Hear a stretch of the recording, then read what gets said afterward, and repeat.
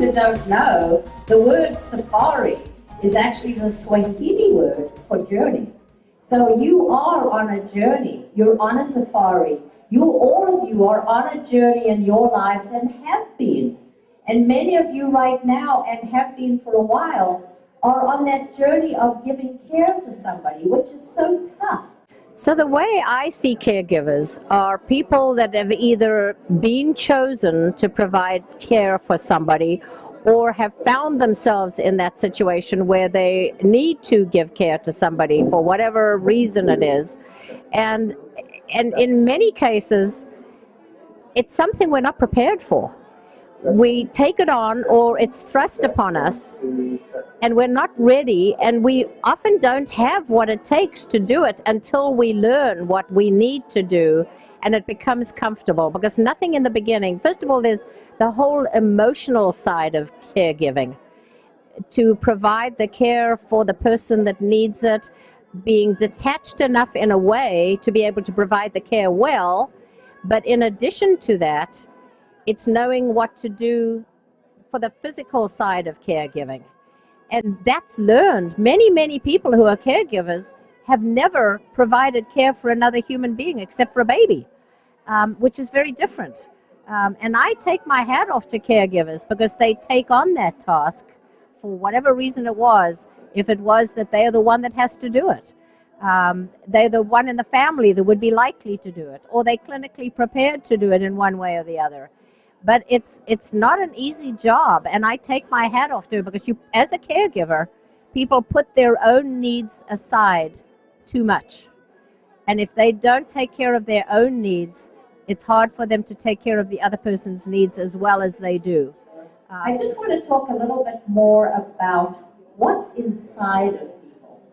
So every one of us is an ordinary, we're going to talk about rocks. We're ordinary rocks on this earth. And we're rough, and we've got edges, and we're different shapes, we're different sizes, we're different colors, we're different compositions. We're just rocks. But if you take a rock, an ordinary rock off the ground, and you tumble it, and you toss it around in a tumbler or in the ocean or something, if you stress it, if you give it a big banging around in something, what comes out is a smooth stone. Now, every one of us is one of those rocks, but we have all been tumbled in life in some way. We have been tumbled and challenged and had to face challenges that we thought we couldn't because we're just rocks. We're ordinary rocks. But boy, you tumble yourself and you come out as a very special person. Now, I've got this basket of rocks up there at the table where the safari auction is going to be. And everybody pick up a rock out of my basket and keep that on you and do several things with it. Remember, it took some journey for you to be tumbled, and you came out the other end smooth and beautiful. The true color of the rock came out, and that's what you turned into after coming to this life.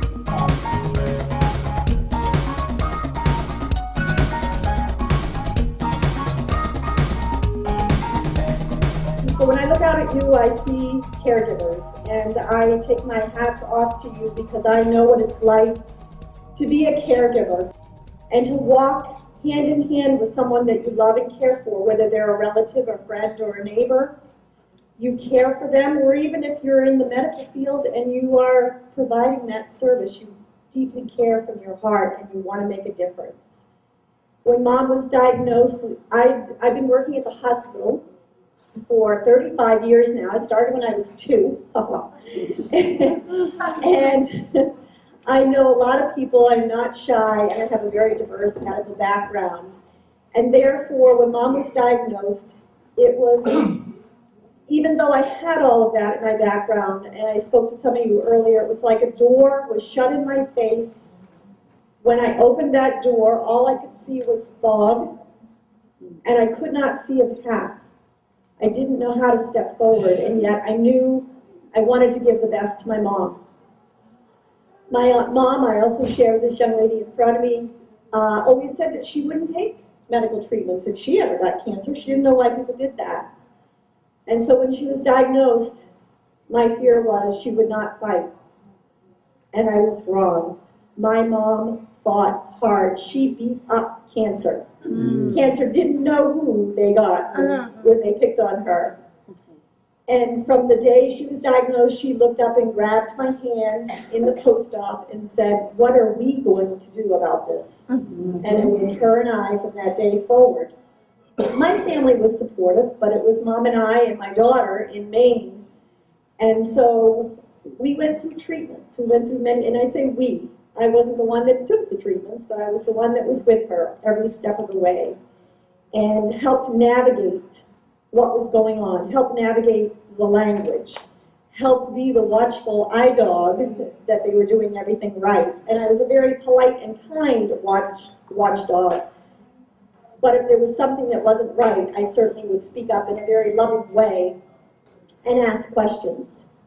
Mom always said, if I hadn't had you as my caregiver, I wouldn't have made it as far as I did in this journey of cancer.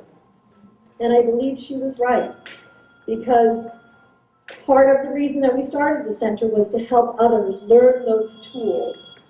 And when I talk about, when I talk about the tools, I talk about a toolbox. And I carry a toolbox, and along the way I gather the tools that can help me as a caregiver, but also help others. Because one of the things we many times will do as caregivers is help others. As a caregiver, I was Mom's caregiver for 17 years, and I've learned many things over that time and then some. She's now in heaven. And I learned that there are tools that you need to have in order to survive as a caregiver. So I carry a toolbox, and I'm always looking for new tools from other people in order to help others going forward. So the tools could be something, meditation, yoga, riding a bike, eating right, taking a nap, reading a book, taking 5 or 10 minutes a day for yourself to recharge your battery, keep your battery charged. Love is my message. Love for mankind.